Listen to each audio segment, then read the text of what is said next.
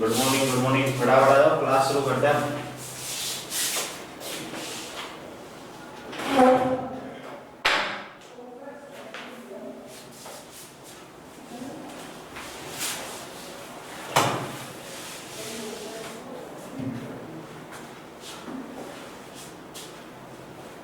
निकालो बुक, निकालो फटाफट। मुझको बता एक्सरसाइज कितनी हुई, कौन सी चल रही है।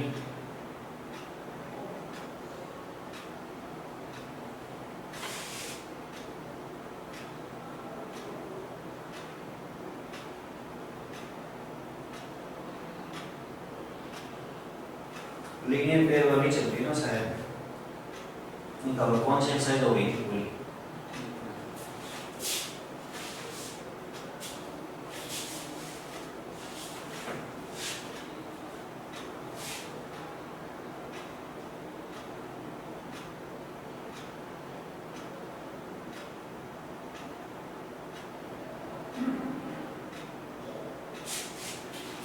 अब हम एक्सरसाइज 3.5 के बाद पढ़ेंगे ना। निकालो फटाफट एक्सरसाइज 3.5 के आगे।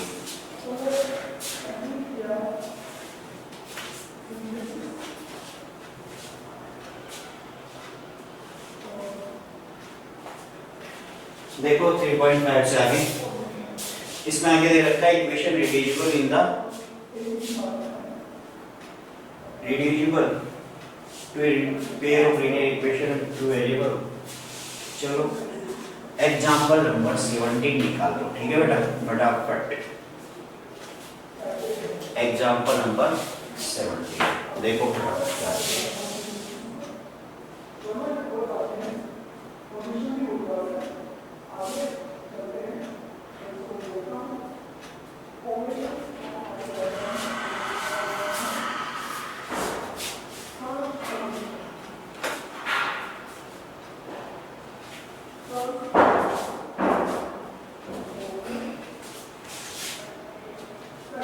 देखो 17 में क्या है,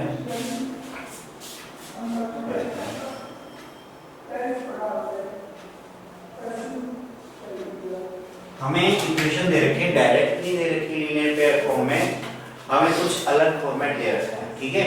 तो पहले उस फॉर्मेट को हमें कन्वर्ट करके लेना है किसमें, लीनियर इक्वेशन फॉर्म में, और फिर वहां से सॉल्व करके निकालना है।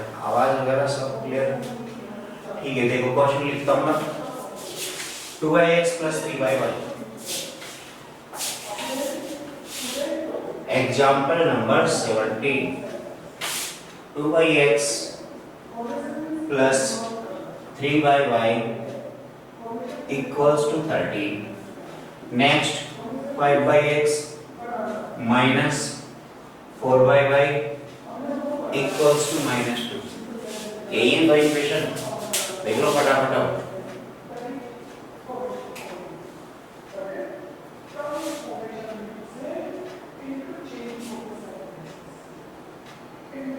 देखो ये तो इक्वेशन है आपके पास। सबसे पहले क्या करेंगे, हमने जो फॉर्मेट पढ़ रखा है वो ये वाला है, जैसे ये वाला ही तो पढ़ रखा है, dy + c, ऐसा कुछ पढ़ रखा है। x और y दो वेरिएबल हैं, बाकी सारे कांस्टेंट हैं। तो कैसे करेंगे देखो, मैं इसको ऐसे लिख सकता हूँ, 2/1/x (1/y) equals to 13। एक ही बात है, नहीं लिख सकते। इसके बाद फिर नीचे वाली line 5 × 1/x - 4 × 1/y equals to -। यहाँ तक आ गया सबको समझ में? कुछ भी नहीं किया, वो इक्वेशन को थोड़ा सा ब्रेक करके लिखा है, ठीक है। इसके बाद हम क्या करते हैं इसमें कि जो यहाँ पे लिखा हुआ है 1/x और 1/y, इन दोनों को कुछ मान लेते हैं। तो यहाँ हम मान लेते हैं 1/x को कुछ दूसरा फॉर्मेट मान लें, आपकी मर्जी हो वो मान लो। क्या मान लो, x y z, z आ जाएगा। चलो p और q मान लेता हूँ, 1/y को मान लेते हैं। तो हमारे पास जो इक्वेशन आएगी, पहली इक्वेशन आ गई 2p + 3q इक्वल्स टू 13। आई बात समझ में? दूसरी इक्वेशन क्या आएगी? 5p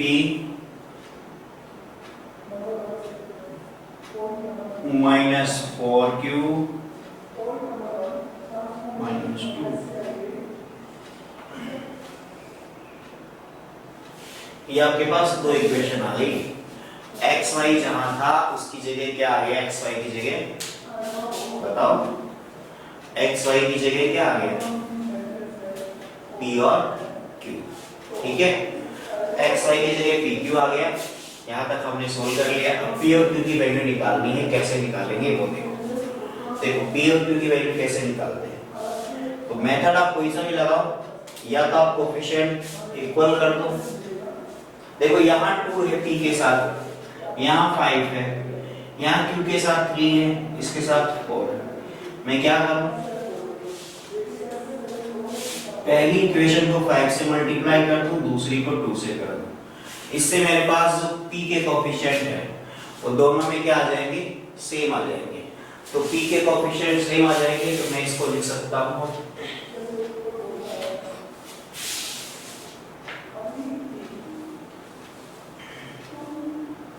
फर्स्ट वाली इक्वेशन आएगी आपके पास 10p 15q 65। यहाँ तक किसी बच्चे को प्रॉब्लम है? बताओ, नहीं है? ठीक है। इसके बाद सेकंड इक्वेशन क्या आएगी? 10p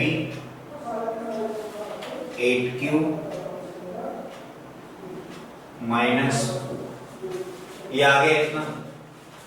अब आपको इसमें देखना है p या q में से किसी एक का कोफिशिएंट इक्वल हो गया है, और किसी एक का कोफिशिएंट इक्वल हो गया उसको काट तो आंसर निकाल लो।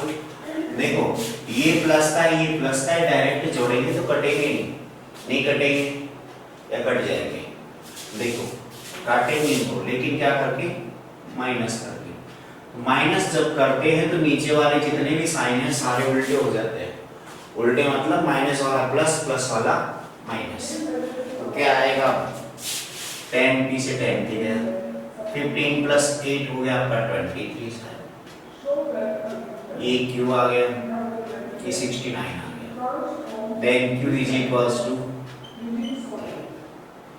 q की वैल्यू कितनी आ गई? 3 आ गई। अगर q की वैल्यू 3 आ गई तो p कितना आएगा? p बताओ, p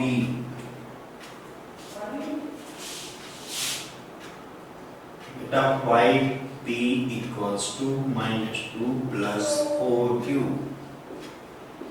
ये आ गया 10, तो p आ गया। तो p और q मिल गया। हमें निकालने थे x और y। ध्यान दो, अभी क्वेश्चन खत्म नहीं हुआ है। हमें निकालना है x और y। वो कैसे निकालेंगे? बेटा 1/x को आपने p माना था, 1/x को क्या माना था आपने? p, और p की वैल्यू कितनी आई? 2 आ गई। तो 1/x is equals to 2, then cross multiply करेंगे बेटा तो आपके पास आ गया 2x is equals to 1, then x is equals to 1/2। या वैसे मान लो 1/x की वैल्यू जो भी है उल्टा करते ही x हो जाएगा, वैल्यू उल्टी कर दो, एक ही बात है। ऐसे ही आपके पास 1/y की वैल्यू q के इक्वल है, और q कितना है आपके पास? 3, तो y हो जाएगा 1/3। ये हमारा आंसर आ जाएगा।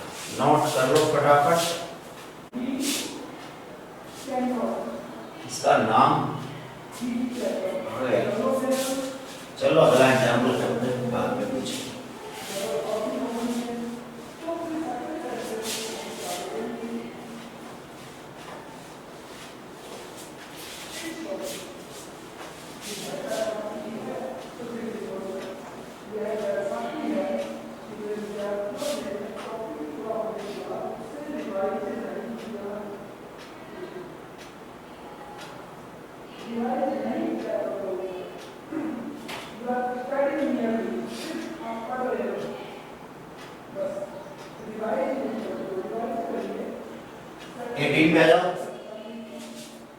एग्जाम्पल 18 पढ़ लो फटाफट पढ़ो पढ़ो।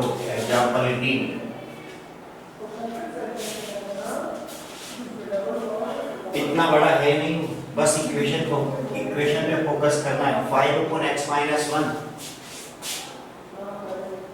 5 upon x minus 1 plus y minus 2 plus 1 upon y minus 2 equals to 2. Second equation is 6 upon x minus 1 minus 3 by y minus 2 equals to 1. ये है हमारे पास इक्वेशन नंबर सेकंड। हमें x और y निकालना है। ये हमारे पास जो इक्वेशन दे रखी है ये दोनों की फॉर्म में नहीं है, सिंपल वाला फॉर्मेट है ना, ax plus by plus c equals to 0, उस फॉर्मेट में नहीं है। क्योंकि यहाँ पे जो वेरिएबल नीचे आ रहा है ना, हम इस वेरिएबल को हटाएंगे। तो वेरिएबल को हटाने से पहले सबसे पहले क्या देखेंगे इसमें, x minus 1 सेम पार्ट है, हट जाएगा। y minus 2 सेम पार्ट है, ये हट जाएगा। हटेगा कैसे वो देखो। मैं इसको ऐसे लिख सकता हूँ 5p plus q equals to 2, 6p minus 3q equals to 1। p और q कहाँ से आए? हमने 1 upon x minus 1 को मान लिया p और q मान लिया 1 upon y minus 2। यही तो माना है। आई बात समझ में इतनी? आगे पल्लवी शर्मा, सिमरन कंवर, ऐसे चुपचाप बैठे हो, समझ में भी आ रहा है कि नहीं आ रहा? आ रहा है? ये बात समझ में आ गई तो क्वेश्चन बहुत आसान हो जाएगा। अगर आपको ये समझ में आ गया तो किसको क्या मानना है, ठीक है? लक्ष्य यादव को सबसे पहले बात समझ में आ गई, इसका मतलब ये बच्चा बहुत आगे जाएगा ना। लक्ष्य यादव बेटा समझाने के बाद समझ में आना चाहिए, फिर पहले समझ में आ जाती है। देखो अब इसमें p वाले कोएफिशिएंट देखेंगे तो p वाले कोएफिशिएंट क्या है, एक में 5 है, एक में 6 है, दोनों अलग अलग है। हमें क्या चाहिए, सेम चाहिए। तो p वाला नहीं मिल रहा तो q वाला देख लो, अगर मिलता है जो आसानी से हो जाए उसी को कर लो। जैसे q वाला देखेंगे, यहाँ 1 है, नीचे वाले में 3 है। आपको पता है कि 1 वाले को 3 से मल्टीप्लाई करोगे डायरेक्ट 3 हो जाएगा, दूसरे वाले को मल्टीप्लाई करने की जरूरत ही नहीं है। हाँ, दूसरे वाले को कब मल्टीप्लाई करते हैं, जब किसी एक को मल्टीप्लाई करने से दूसरे में इक्वल नहीं आते, ठीक है? अब यहाँ 3 से करते ही इसके बराबर आ रहा है कोएफिशिएंट, तो उसको क्यों करना है नीचे वाले, तो हमें करना है मल्टीप्लाई इसको मल्टीप्लाई करना है 3 से। क्या आएगा, ये ऐसे कैसे रहेगी, इसको करना नहीं। तो जो पहली आपकी इक्वेशन है इसको मल्टीप्लाई करना है 3 से, दूसरे से कैसे, तो क्या आएगा वो, पहली इक्वेशन आ गई आपकी 15p 3q 6। ये बात समझ में आई सबको? मल्टीप्लाई सबको आता है ना, 2 की टेबल आती है आपको, 1 की भी आती है, 5 की भी, सबकी आती है, ठीक है? देखो आगे नेक्स्ट है 6p minus 3q।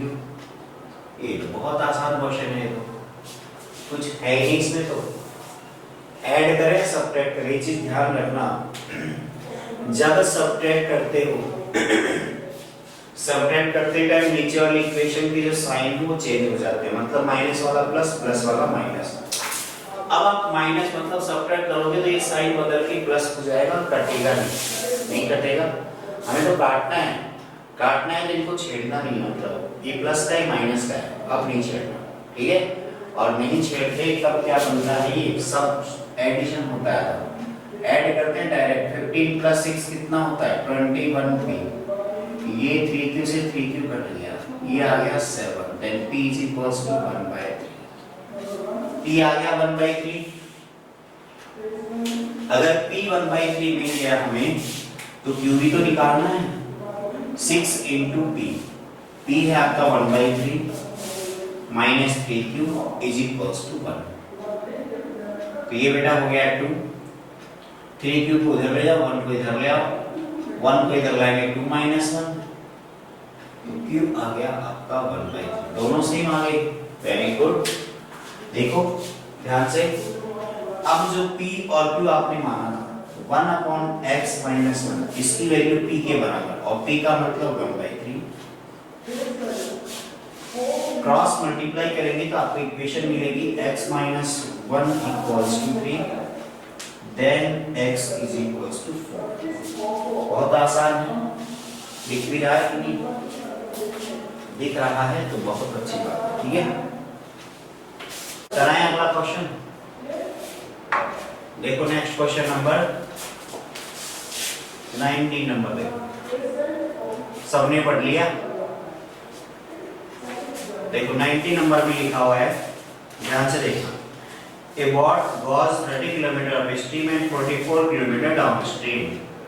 कोई भी एक नाव है बेटा, वो नाव है, वो 30 किलोमीटर अपस्ट्रीम जाती है, 44 किलोमीटर डाउनस्ट्रीम जाती है। अपस्ट्रीम और डाउनस्ट्रीम से क्या मतलब है, आप समझते हो ये बात बेटा? अपस्ट्रीम और डाउनस्ट्रीम, जब बोट चलेगी उसके पास दो ऑप्शन है, एक तो जिधर पानी बह रहा है उसके साथ चले, एक पानी जिधर बह रहा है उससे उल्टी चले हो। तो स्पीड किधर ज्यादा होगी? जब पानी के साथ चलेगी तो ज्यादा स्पीड से चलेगी, और जब पानी से उल्टी चलेगी वो, तो पानी उसको उल्टा टक्कर मारेगा, तो बोट की स्पीड कम हो जाएगी, ठीक है। बोट में तो उतना एफर्ट लगाया, ध्यान रखना, जो बोट की पावर है, बोट जितना एफर्ट लगा रही चलने के लिए, वो दोनों टाइम सेम ही लगा रही है। मतलब पानी के साथ जब चलेगी तब भी बोट की स्पीड फिक्स है, और पानी के अपोजिट चलेगी तब भी स्पीड फिक्स है। लेकिन जो बोट की स्पीड थी नॉर्मल, वो क्या हुई, जब पानी के साथ चली तो उससे भी ज्यादा स्पीड से चली वो। बोट की तो थी स्पीड, पानी की स्पीड और जुड़ गई इसमें, यही तो हुई बात। और जब पानी के अपोजिट चलेगी वो, पानी ऐसे बह रहा है, बोट ऐसे जा रही है, तो बोट मान लो 70 की स्पीड से जा रही है, पानी 10 की स्पीड से उल्टा आ रहा है, तो बोट की स्पीड है ना ऑटोमेटिक 10 कम हो जाएगी। तो बोट किस स्पीड से चलेगी? 60 की स्पीड से चलेगी, क्योंकि 10 पानी उसकी कम कर रहा है स्पीड। आगे बात समझ में नहीं आई? आ गई? तो बोट में बैठना, एक बार बोट में बैठना, एक बार पानी में बैठना, फिर देखना स्पीड किसकी ज्यादा रहती है, पानी की या बोट की, है ना। जब बोट में बैठोगे तो स्पीड मेजर कर लोगे, जब पानी में बैठोगे तो फिर बोट आपकी स्पीड मेजर करेगी। कहाँ हो आप? मैं देखिए ध्यान से, अब क्वेश्चन समझना अच्छे से। अप स्ट्रीम और डाउन स्ट्रीम, बेटा बोट, ये लो, ये बोट है कोई भी, इतनी बोट, ये बोट है, ठीक है, और ये है इसका, इसके नीचे पानी है खूब सारा। अप स्ट्रीम का मतलब क्या होता है? अप स्ट्रीम और डाउन स्ट्रीम समझ लो, ये चीजें अच्छे से। अप स्ट्रीम और डाउन स्ट्रीम क्या होते हैं? अप स्ट्रीम में तो अपोजिट डायरेक्शन होती है दोनों की। कैसी डायरेक्शन होती है? अपोजिट। इधर बोट चल रही है, पानी उसका उल्टा चलता है, ठीक है। टीचर बोलता है समझ लो, तो आप नहीं समझते हो, ऐसे बोलता है, नहीं समझना तो समझ लेते हो, ऐसे मान लो आप। डाउन स्ट्रीम साथ ही साथ, अभी आपको बताऊंगा मैं, इसमें याद कैसे करना है, बिल्कुल आसानी से समझ जाओगे। डाउन स्ट्रीम का मतलब सेम डायरेक्शन में, पानी भी और बोट दोनों सेम डायरेक्शन में। तो बेटा अगर बोट की स्पीड, इस बोट की स्पीड x है और वाटर की स्पीड है y, तो जब आप ये देखोगे कि दोनों अपोजिट डायरेक्शन में चल रहे हैं, ठीक है। अपोजिट का मतलब जिधर बोट जा रही है, पानी उसका उल्टा जा रहा है, तो बोट की स्पीड वो कम करेगा कि नहीं करेगा? करेगा। कितनी कम करेगा? जितनी पानी की है। तो जब अप स्ट्रीम डायरेक्शन में जाएगा तो रिलेटिव जो स्पीड होगी वो x माइनस 1 y होगी। रिलेटिव स्पीड मतलब कि टोटल कितनी स्पीड से बोट जा रही है। तो पानी जैसे उसके टक्कर मारेगा स्पीड कम कर देगा, कितनी कम करेगा y, जितनी पानी की है। डाउन स्ट्रीम में क्या होगा कि पानी उसकी स्पीड को बढ़ा देगा, बढ़ाएगा तो इसकी स्पीड आएगी x प्लस y, इस स्पीड से बोट जाएगी। फिर खुद की स्पीड तो है ही उसकी x, पानी भी साथ चल रहा है तो पानी की स्पीड और जुड़ गई इसमें और स्पीड से जा रहे हैं। तो जब भी पानी का और बोट का केस आए, वाटर और बोट का केस आए, इस केस में क्या करते हैं, आपको रिलेटिव स्पीड लेनी होती है, एक बार दोनों की स्पीड ऐड करते हैं, एक बार सबट्रैक्ट करते हैं। तो अप स्ट्रीम डाउन स्ट्रीम कैसे याद रखेंगे, अप स्ट्रीम में कौन से, डाउन स्ट्रीम में कौन सी, ठीक है, कैसे याद रखोगे। अप स्ट्रीम में स्पीड होती है x minus y, down stream में x प्लस वाई। हो जाएगी याद, नहीं होगी, हो जाएगी। फिर भी ना हो, छोटा सा आइडिया बता रहा हूँ बस, आपके समझ में आ जाए अच्छी बात है। पहाड़ पे चढ़ रहे हो, पहाड़ पे चढ़ोगे तो स्पीड आपकी ज्यादा होगी या कम होगी, बताओ। स्पीड तो आपकी कम होगी ना, और जा कहाँ रहे हो, ऊपर जा रहे हो। ऊपर जाते टाइम आपकी स्पीड कम होगी, कम होगी मतलब माइनस हो जाएगा। और जैसे ही आप यहाँ पहुंच के इधर आए और आपको जब उतरना है पहाड़ से, उतरोगे तो आप डाउन मतलब नीचे आ रहे हो। उस टाइम चढ़े थे उस स्पीड से ज्यादा से आ सकते हैं, आएंगे कि नहीं आएंगे, डाउन वाले में ज्यादा स्पीड से आओ। कूदने का भी तो ऑप्शन है आपके पास, सीधे कूद भी तो सकते हो। आप यहाँ से सीधे कूद जाओ तो और स्पीड से आ जाओगे, ऐसे मान लो आप ऊपर जाके कूद सकते हैं तो नीचे जल्दी आएंगे, ऐसे मान लो, ठीक है। तो डाउन के लिए x प्लस वाई और अप के लिए x माइनस वाई। तो ये डाउन स्ट्रीम अप स्ट्रीम की रिलेटिव स्पीड है, ये याद रखना। अब क्वेश्चन करवाता हूं ना,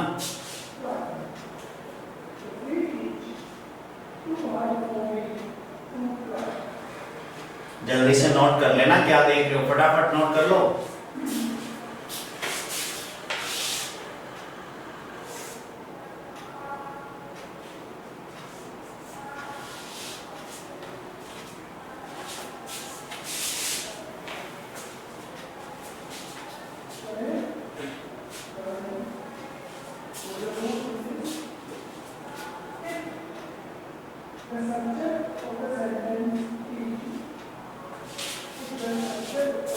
प्रश्न इंसाफ समझ में आ गया थे, ठीक। पीछे क्या है,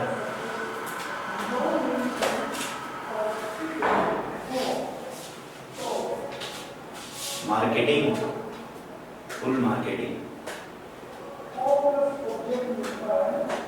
बस बस बस पढ़ाई पे ध्यान दे। अरे पढ़ाई पे ध्यान दे बेटा। देखो ये बोट पानी सब समझ में आ गया ना। स्ट्रीम बोलते हैं किसको,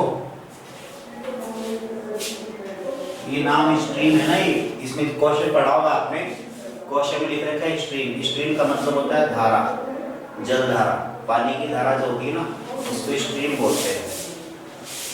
इंग्लिश आपकी अच्छी है वैसे, कोई दिक्कत ही नहीं है।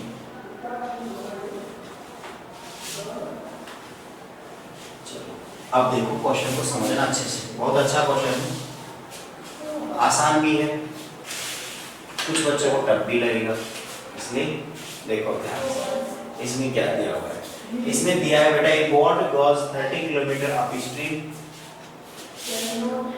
स्ट्रीम चली है कितनी 30 किलोमीटर, एंड डाउन स्ट्रीम कितनी चली है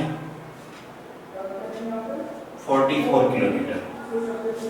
जब कोई बोट 30 किलोमीटर अप स्ट्रीम चलती है और 44 किलोमीटर डाउन स्ट्रीम चलती है, तो टोटल दोनों तरफ चलने में उसको टाइम लगा है 13 आवर का। तो टोटल जो टाइम लगा है वो कितना है 13 आवर। ये बात समझ में आई, सबको आगे, ठीक है। चलो इसके बाद उसने कहा है it can go 40 kilometre up stream and 55 kilometre down stream. 44 kilometre up stream, इधर लिख देता हूं,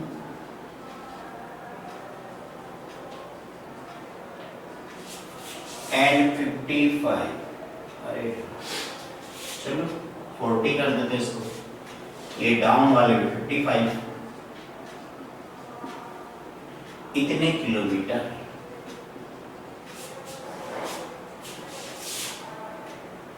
इसमें टोटल टाइम लगा उसको कितना, डिटरमाइन टाइम देंगे उसका 10 आवर 13 आवर, क्या क्वेश्चन सही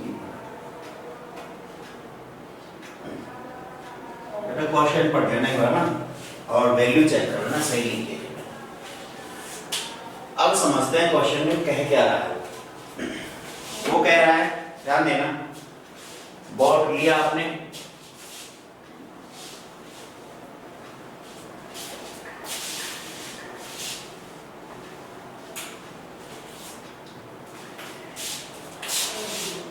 बोट ली आपने और 30 किलोमीटर तो चली अप स्ट्रीम, फिर वहां से घूम के वो वापस चल गई 44 किलोमीटर डाउन स्ट्रीम, ऐसे चली फिर ऐसे चली। ये तो भी बात पहला केस कर रहे हैं, केवल 30 kilometre up stream 44 kilometre down stream. जब वो 30 किलोमीटर चली, बेटा ध्यान से समझना, जब वो 30 किलोमीटर चली अप स्ट्रीम, उस टाइम स्पीड कितनी थी उसकी, अप स्ट्रीम चलेगी तो कम होगी स्पीड, ये किलोमीटर पर आवर।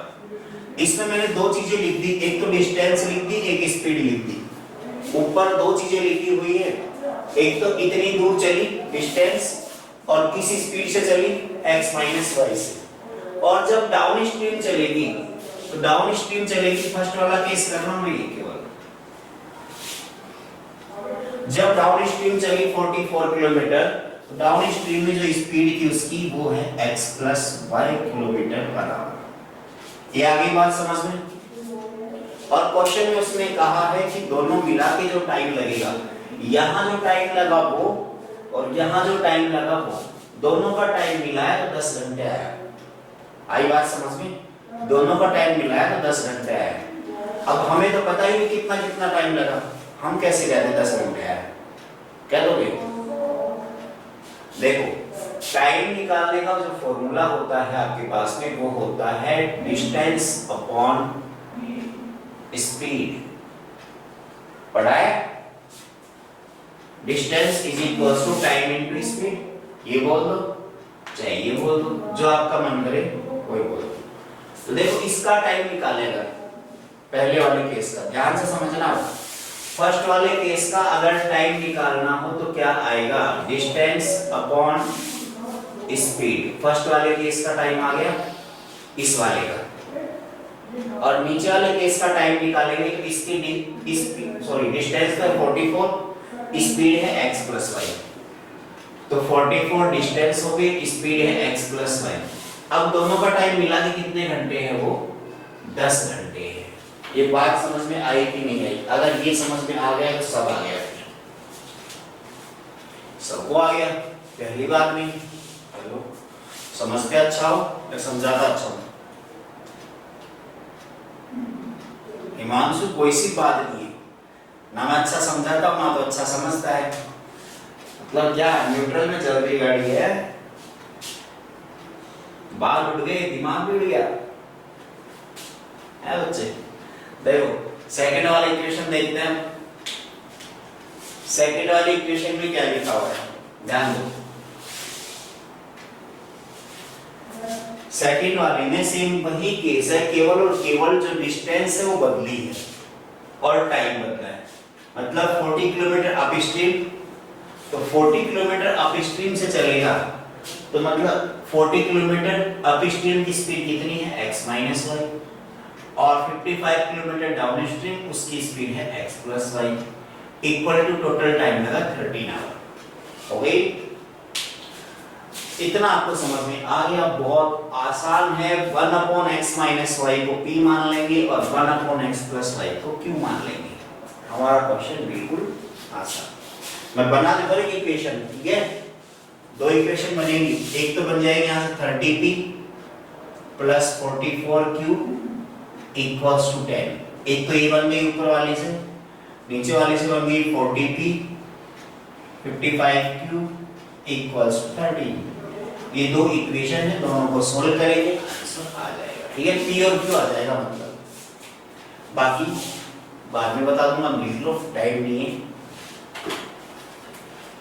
अगर जिसको याद ही हो गया समझते समझते तो लिखने की कोई जरूरत ही नहीं है, वो मत लिखना, ठीक है? इसको याद हो गया है वो मत लिखना। अब बताओ तो लैपटॉप में स्क्रीनशॉट कैसे लेते हैं? सिमरन कवर लास्ट कवर